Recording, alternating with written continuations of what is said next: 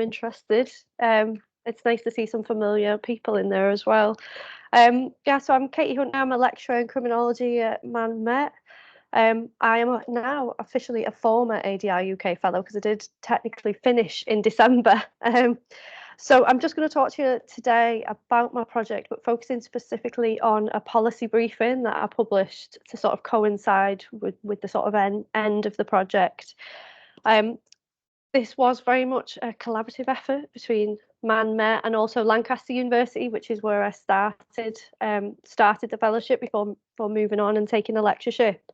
But my mentor is still at Lancaster University, and I've actually been with her today at the conference that I'm at. And it was supported by Metropolis as well. But it is, as Irene mentioned, a ADR UK funded fellowship, and I'll come back onto that in a little minute. So just to give a bit of research context then, it'll come as no surprise to anyone for me to tell you that there has been a long-standing overrepresentation of Black and ethnic minority children in the youth justice system in England and Wales. We have got good data on this, going back quite a number of years now. The Youth Justice Board have had annual figures for a long time, which indicate basically that overrepresentation starts at the point of arrest and becomes progressively worse the deeper you get into the system. So what starts out as an overrepresentation becomes really intensified by the time you get to the deep end of the system and looking at youth custody. There's also been a similar overrepresentation of children with care experience. So that's children who've been in foster care, children's homes and/or kinship care. Not so good data on it though. Previously anyway. We did have HMIP annual surveys of children in custody, which gave us an indication of this, and also the DFE published annual figures on the proportion of care experienced children each year who received a youth justice caution or conviction. Problem with the DFE figures is that they only reported on children who were looked after for at least 12 months. Up until the data collection date on the 31st of March. So it's missing out a lot of kids who were moving in and out of the system as well. But basically that data suggests that children, even though it was limited, that children were disproportionately likely to receive a youth justice caution or conviction and more likely to be convicted compared to cautioned than children in the general population. We had the Lammy review in 2016, which is quite a while ago now, but it was a real sort of landmark review into care experienced children and care leavers in the youth justice system and criminal justice system. And this estimated that up to half of all children in youth custody had come from a care background. So we've got to think about when we're looking at children in youth custody and thinking about, well, who are the children? Well, actually, you know, 1 in 2 times you are going to be dealing with a child that comes from a care background. The Lammy review also estimated, though, that of these half of all children in custody, 44% of those also come from an ethnic minority background. So if we're looking at care experienced children and children from racially minoritised backgrounds, we are to some extent talking about the same groups of children. These have both been the subject of major reviews. I mentioned the Lammy review in 2016, but there was also the Lammy review in 2017, which I will come back to in a minute. But just to add a little bit more to the research context, as I've mentioned, there was good data on ethnicity, not so good data on care experience, but we did have clear indications that there was an overrepresentation of care experienced children. Now, as a starting point, it's really important to say that this overrepresentation is not inevitable. And what I want to do is shift away from individualised explanations of why children might be involved with youth justice to more structural ones. So in looking at the information that we do have and the research that does exist, in thinking about what might be producing these patterns of overrepresentation, we have a few things that we can look at. And one of them is unnecessary police involvement in care settings, which can lead to formal youth justice sanctions. There's been quite a bit of work done on this in fairly recent years, as well as some older stuff, to be honest, about the fact that some behaviour that happens in care settings will be likely to elicit a police response that wouldn't necessarily in a sort of home setting. I've just been chatting about a previous project which was based on care experienced girls and young women, and one of the quotes that we highlight in that is a girl that we spoke to, Jenny, who told us that she smashed a telly in her children's home and it led to a record for criminal damage. And she said if that had occurred in my family home, I would have been in trouble, but it would have been like, oh, you've smashed your telly, now you can't watch it. But instead, this elicited a sort of formal police response. We also know that children in care can be subject to inappropriate responses to vulnerability and victimisation, particularly for things like child criminal and child sexual exploitation. And my colleague Julie Shaw has done some work on this. But also that children in care might, when they come into the court system, face potential up-tariffing. So professionals might sort of view their lives as chaotic and that they're in need of sort of stability and support. And in doing that, they might give them a community order that has lots and lots of requirements. But actually, if the child has no support to meet those requirements, then they're sort of setting them up to fail them and can lead to sort of breach and then custodial sentences. On the other side, I'm thinking about ethnicity then. We know about this long-standing disproportionality in relation to racially minoritised children, young people and adults, is a result of often intensive policing of certain communities, and there's been lots of people writing about this, and I've just highlighted a couple, but there were hundreds of references that I could have put in here. Did have as well a little bit of research. So my PhD research tried to looked after children and Black and ethnic minority children in the youth justice system and why they were overrepresented. And I did that through a sort of basic analysis of official figures and in-depth interviews with children's services.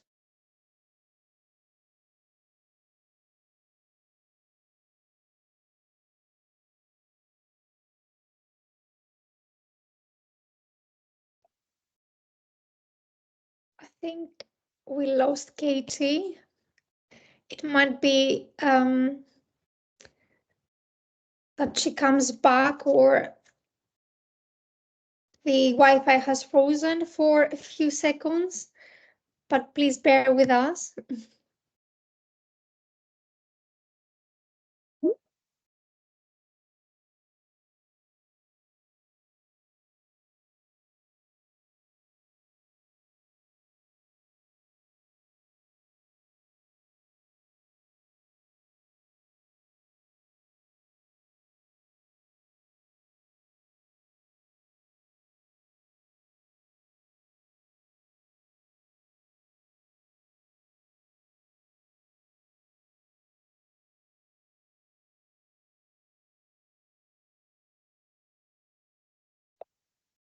So I'm just waiting to see if Katie seems to be online, but I'm just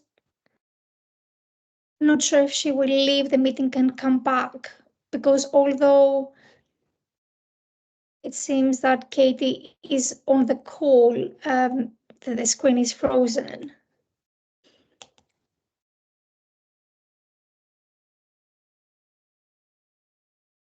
See, I apologize for this. I think it happens sometimes with Wi-Fi connections.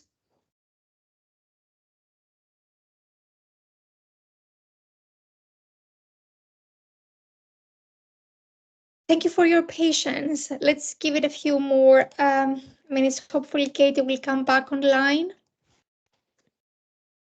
Just check my email in case Katie has contacted me.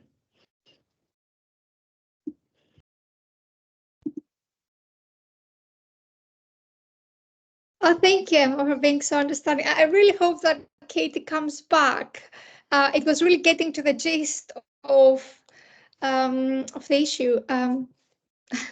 Absolutely, yeah, we've all been there. That's true. But hopefully, Katie will come back. So if we can be patient for a few minutes, if that's okay. Am I back? Oh yes, you are. Thank you. We were so worried. I'm so sorry. I was assured that the Wi-Fi was going to be great in this room, but apparently not. I could hear you saying that you'd lost me. I could see you moving, but nothing would work. Let me try sharing again and see. Thank you. See how we get on. Right. And it was exactly at the point. I think Diana is saying the same. It was just at the point that, we're so interested to find out about the data in relation to Black children. Okay, perfect. I'll pick up back from there. Yeah, thank you. So, as I mentioned, maybe you got it or not, but we know about long-standing disproportionality and intensive policing of certain communities, usually Black and mixed ethnicity communities. There's good data on this. I did do some PhD research which tried to look at the intersections between Black and ethnic minority children and also Carr experienced children. So, sorry to interrupt you. We can't see your screen. Would you like me to share it? Oh, yes, could you share, please? Okay. Oh, is it come, no, has we it come can up? see it now. Sorry, I don't know if it was just me, but we couldn't see you or see your screen, but we can see the screen now. Can everyone see that? Can I get a thumbs up? Because I can only see Irene. Yes, yes. Yes, okay, perfect. Lovely. Yes, it's all right. Sorry about this. It's a chaotic place to be joining, really. So there was some research that I'd done previously, which had indicated that Black and ethnic minority Carr experienced children were facing a double whammy of disadvantage in both systems of care and justice, but not a great understanding of what that disadvantage looked like, and also no data apart from that one layman review statistic about the intersections between the two. Now, Bernardo's have done some research on this, which I will touch on in a little minute, about unfair treatment in both systems, which I will come back to. So in terms of the policy context then of this work, there's actually been loads of policy work in the area. It's not that it's been untouched. So I mentioned the Lammy Review in 2016. This brought significant policy attention with the publication of a cross-departmental national protocol on reducing unnecessary criminalisation of looked after children and care leavers, which you can see there. And this basically represented a sort of national recognition of the issue. The protocol provided a recommended framework for reducing youth justice involvement among children in care through localised agreements, which actually focus on behaviour management, de-escalation and dealing with incidents within homes or within care settings wherever possible. There's also been the HMPPS strategy for care experienced people, which really recognised that care experience is important in supporting those in prison and on probation, recognising that if half the people in your custody are care experienced, it's really important that you're sort of aware of what that means and how you can support people. We've also had the independent review of children's social care a couple of years ago now, which called for a sort of real need for systems change. However, in fact, I'll come back to that in a minute. On the ethnicity side, we've had the Lammy Review in 2017. This drew a detailed response from government addressing all 35 of its wide-ranging recommendations, including the need for better monitoring and accountability structures, which has been updated by government. There's a couple there.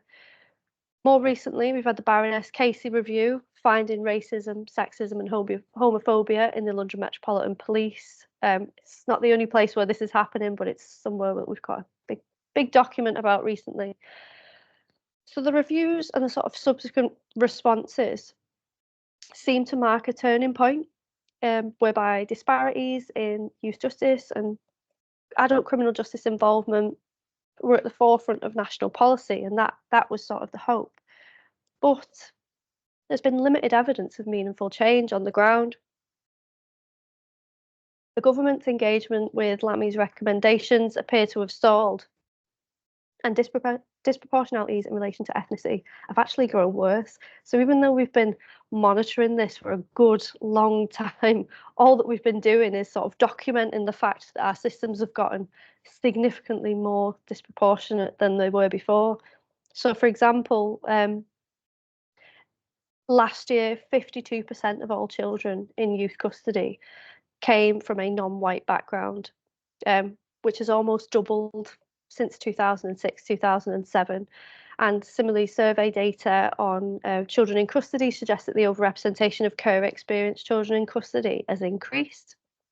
The independent review of children's social care was a huge opportunity, massive review into children's social care. Didn't even mention the national protocol to reduce unnecessary criminalisation, published just 4 years before.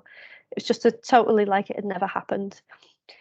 And the efforts to implement local protocols have also been fragmented, inconsistent, and in some cases potentially harmful. I did some work on this with other colleagues where we got together all of the local protocols that we could find and had a look at what was in them. And some of them had really worrying provisions about police involvement in decision making, police involvement in information sharing and disclosure of non-serious incidents that seem really counter to the sort of spirit of reducing unnecessary criminalisation. So that's the sort of the policy context, on one hand, seems really hopeful, but also been really disappointing.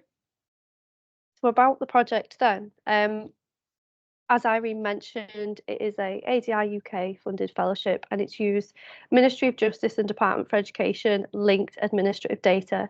The data is collected for administrative purposes for people to sort of do their jobs, right? It's not collected for research, so it does come with all sorts of tricky things that need to be managed. The data itself, when I got it, was anonymised already and is made available through the ONS Secure Research Service. It can only be accessed in secure settings.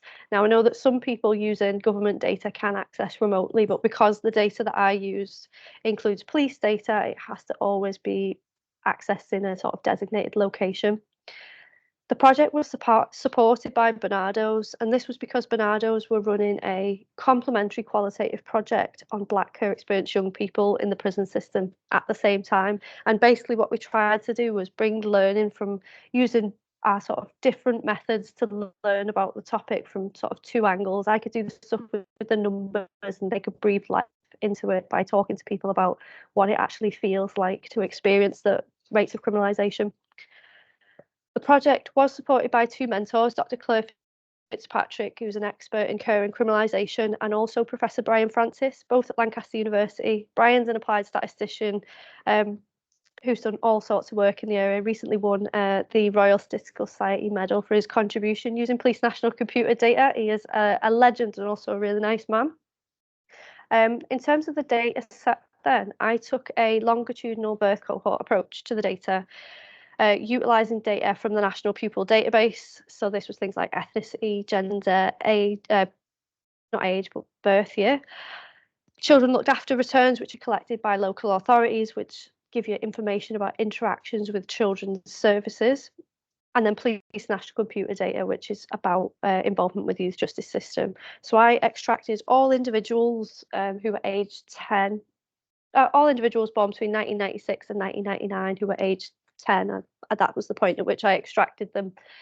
And I basically followed 4 cohorts of people, and I did that because of the years that I had available for the data meant that I could follow those 4 cohorts right the way through from age 10 to 17 to have a look at, did they have any youth justice involvement, and if they did, what did it look like?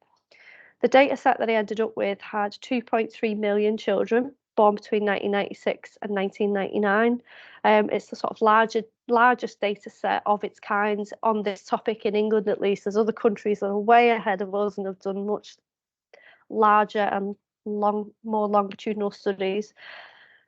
I measured Carr experience in the data set using the children looked after data, and unlike the DFE, I tried to correct that problem of sort of counting, meaning that you had to be looked after for a certain period of time to be counted as Carr experience, and counted someone as Carr experience if they were looked after for as little as 1 day.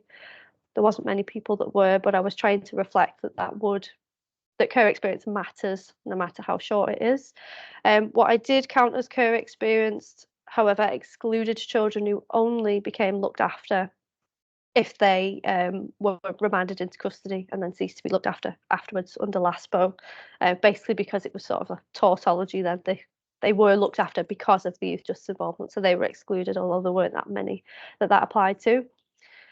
So in my data set of 2.3 million children, I had 2% who had been in Carr at some point, which was about 50,000 individuals, and 5% had had youth justice involvement, so that was about 110,000 individuals of that 2.3 million. And the resulting findings can tell us a bit about youth justice involvement in England between the years 2006 and 2017. There are a number of limitations with the data set that I don't really have time to go into, but just to mention that the data that I got only gave me the most recent episode in Carr for each person for each recording year.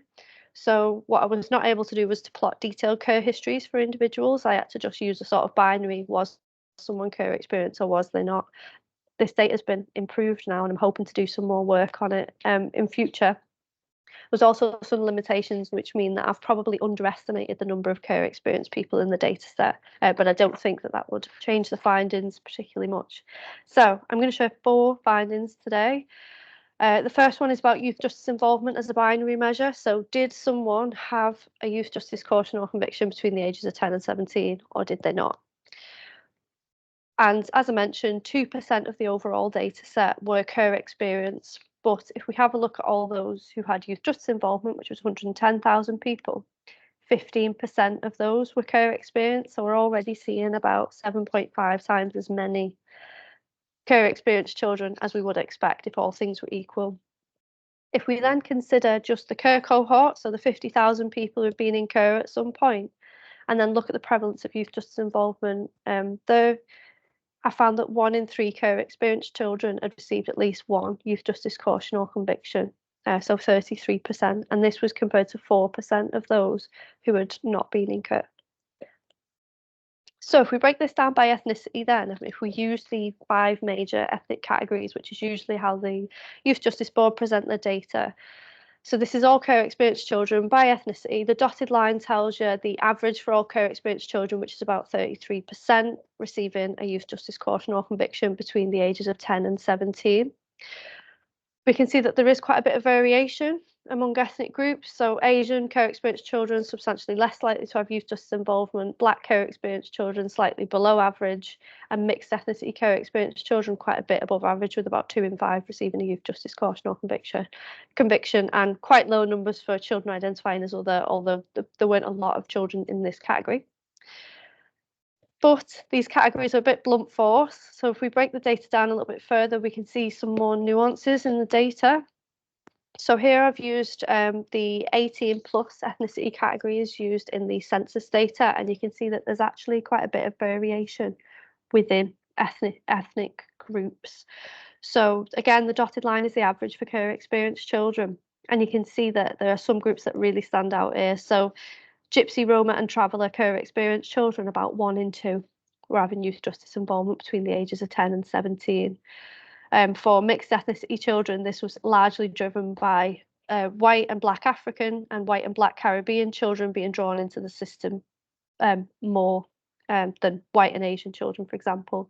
And I'll come back to the Black category now. We can see that when it was slightly less likely youth justice involvement, we can see that actually this conceals an overrepresentation of Black Caribbean Kerr experienced children, where about 1 in 2 were receiving a youth justice caution or conviction. So it is important to break the data down further where you can.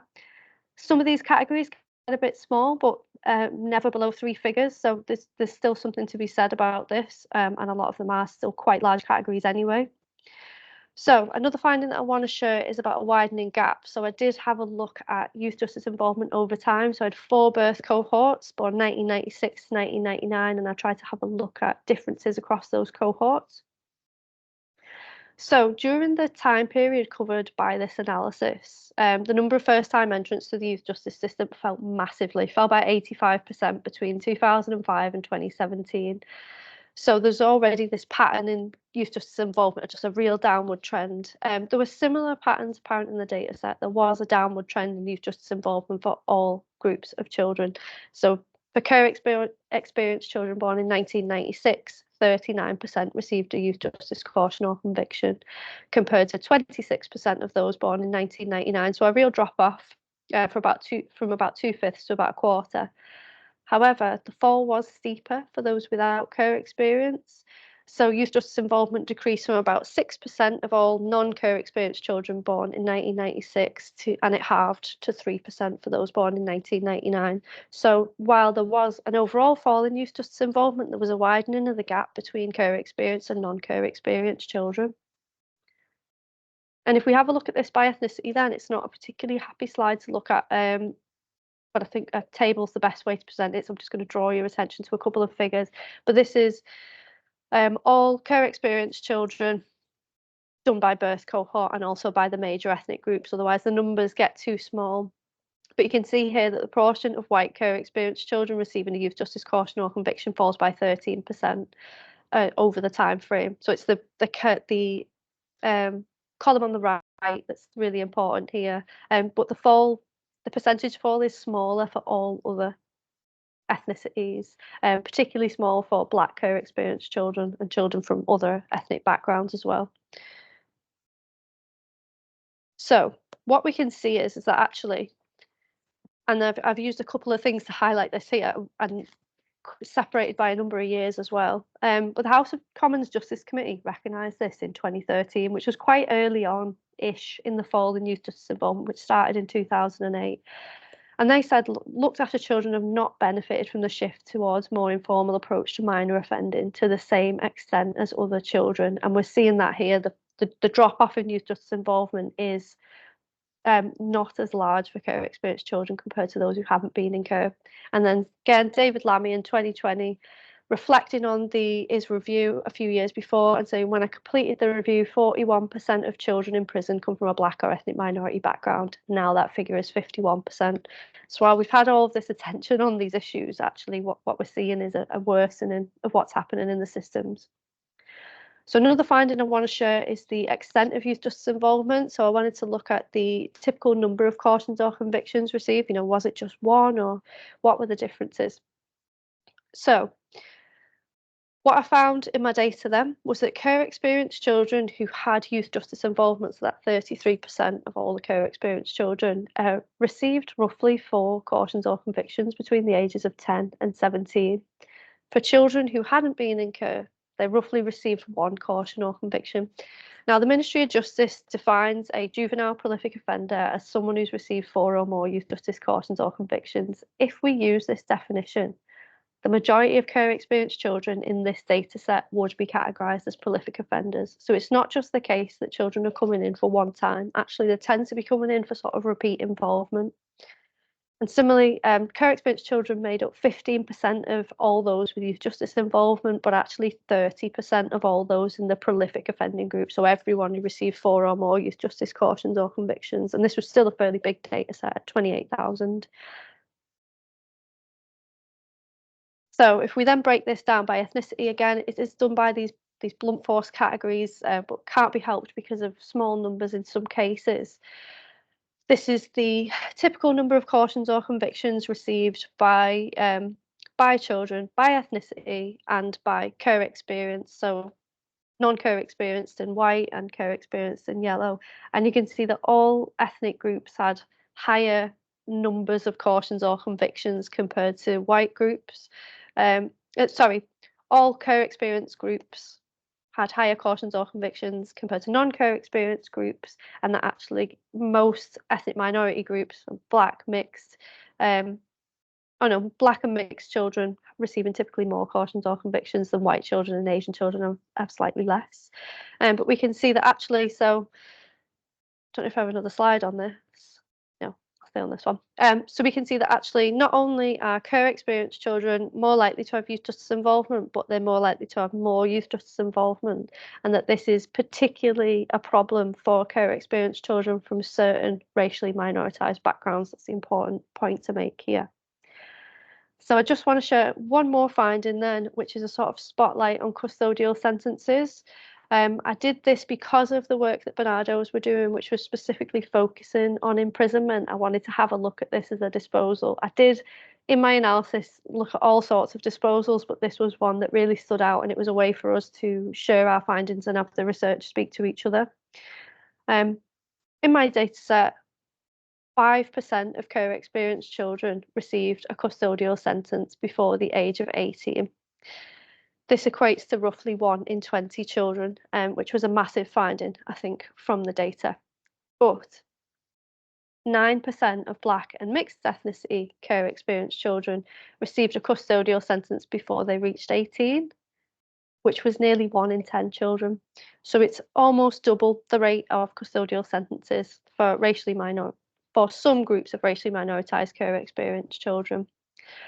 So to summarise, it was a longitudinal analysis covering 2.3 million children recorded in an educational census in England at age 10. It is the largest analysis of the topic to date, although it is in many ways behind lots of our neighbours in the work that they're doing. The findings do show shocking but also intensifying inequalities in youth justice involvement, and these inequalities bear down particularly heavily on queer experienced children from some racially minoritised groups, namely Gypsy, Roma and Traveller children, children from some Black backgrounds, children from mixed ethnicity backgrounds. It is really important then when looking at this data and using it that we take account of the wider context.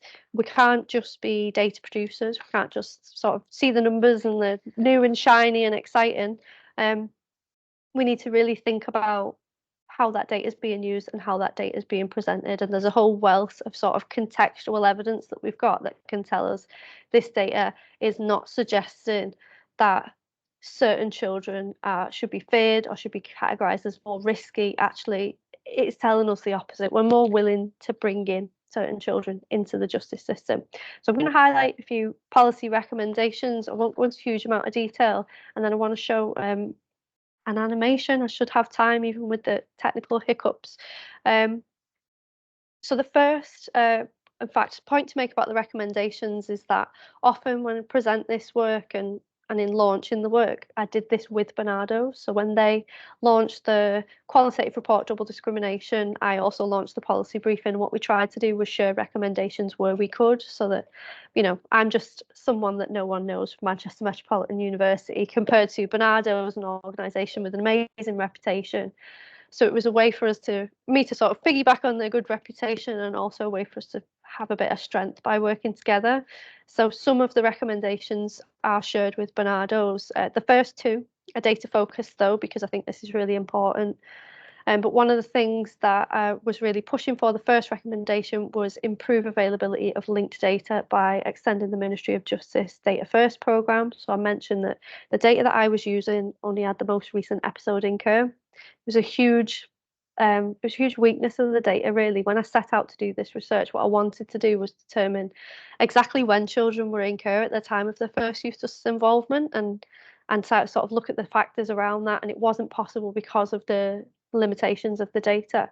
They've actually took me on board for this. I banged on about it for the full 2 years of the fellowship, and this data has been extended now. It's coming down the line very soon, and I'm hoping that I will get to work with it. Another recommendation, though, as well, is that the Ministry of Justice Department for Education should publish data using detailed ethnicity categories wherever possible. Those two graphs, they're graphs that I've shown you, showing the sort of blunt force 5 ethnic groups and also the more detailed 18 plus ethnic categories, demonstrate that there's a lot of nuances in that data that we should be considering if we can do it. And I know that they've got data sets big enough, so they probably should be. The third recommendation, and one that is perhaps most important and something that we're focusing on, is to actually place a statutory duty on local authorities to prevent unnecessary criminalisation of children in care leavers. There's been guidance, there's been the national protocol, there's been lots of different work going on in different areas, but actually everyone's stretched, and when you're stretched, guidance, things that's like non-statutory, is often the things that sort of fall off the list. We need to like make a statement about this and say, you know, it is something that we really need to commit to. And the fourth one is also then in recognition of the fact that in the immediate term, there are children now, care experienced children involved with youth justice agencies who need support. So we need to improve understanding for the children who are already there, so that their needs are being met as care experienced children. I think my slides are in a funny order here. Oh no, I swapped them round. I'm going to share an animation now. I will have to come off and go onto YouTube, so I'll have to reshare. But this animation was also, the lights have gone off in here. I don't know if I'll get them back on. It's very dark. This animation brings together findings from Bernardo's study and also findings from my ADR UK Fellowship. I am just going to reshare the reshare the YouTube page. Bear with me. I'm hoping that we'll still have some time for questions, but I do really want to show this video.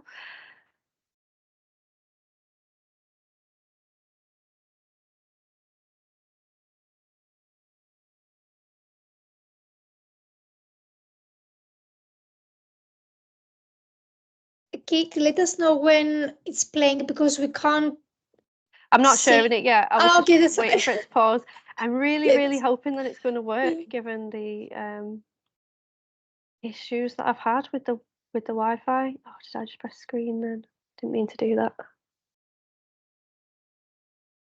Oh. I'm not meaning to show that yet. Hang on. I don't want to show my screen. Right.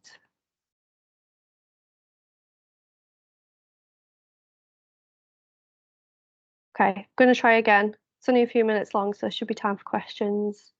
Because I've seen some stuff popping up in the chat, but I can't read it when the presentation is on. I just see that it's happening. Right. Can you let me know, Irene, when you can see the YouTube page? Yes, we can see it. Okay, perfect.